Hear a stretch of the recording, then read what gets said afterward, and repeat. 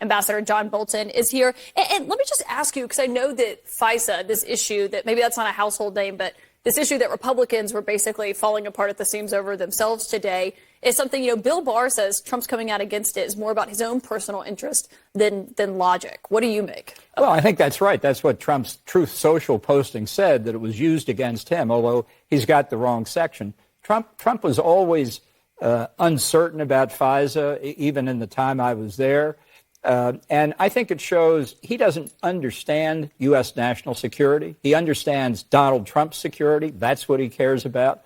But both he and the 19 Republicans who voted against this rule demonstrated by that position that they don't really understand national security or don't care about it. Neither alternative is very good. Well, it's pretty remarkable to see him come out and say Republicans should vote against something that Mike Johnson put on the floor, and then now he and Mike Johnson are holding this press conference on election integrity, as they're calling it, this Friday. I mean, what do you make of that? Well, I don't know what they're going to talk about on Friday, but if nobody's asked me to give the speaker advice, but the advice I would give him is that in Washington, if you want to do a senior job, and there are very few that are more senior than Speaker in the House, you have to be ready to walk away from that job.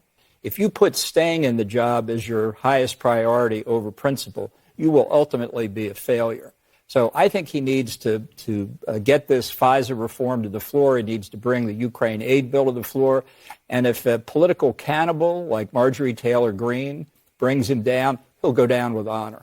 Are you worried that, he does talk to Donald Trump often, that it will influence whether he does ultimately put Ukraine aid on the floor? I don't know what's going through his mind, but I think a real Speaker of the House is an independent political force.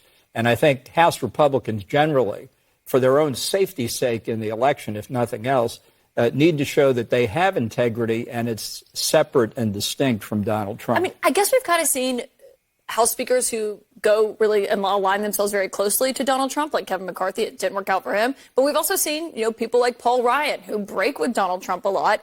And also, he's not in Congress anymore. I mean, he left. Right. Well, ultimately, in Washington, if your job security is more important than your principles, as far as I'm concerned, that makes you unfit to be a leader. And everybody goes through testing. Speaker Johnson's going through it now.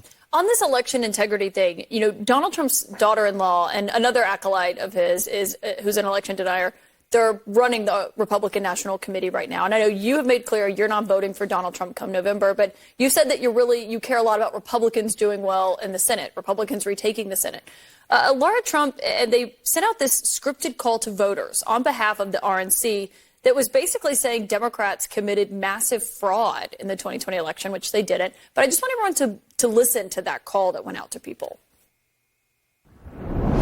And I'm sure you agree with Co-Chair Trump that we cannot allow the chaos and questions of the 2020 election to ever happen again. We all know the problems: no photo IDs, unsecure ballot drop boxes, mass mailing of ballots, and voter rolls chock full of deceased people and non-citizens are just a few examples of the massive fraud that took place. If Democrats have their way, your vote could be canceled out by someone who isn't even an American citizen. Can you support us with a special election security gift of $50 or $35 today?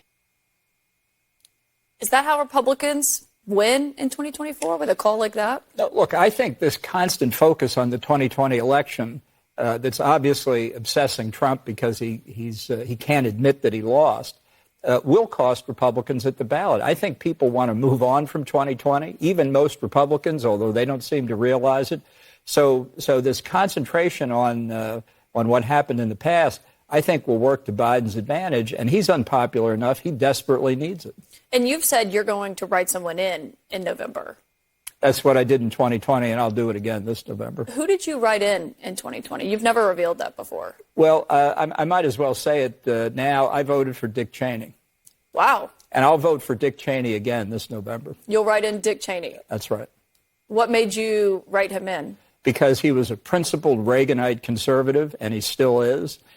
Age is no longer a factor in American presidential politics, so his age doesn't disqualify him, and I think he'd do an immensely better job than either Trump or Biden.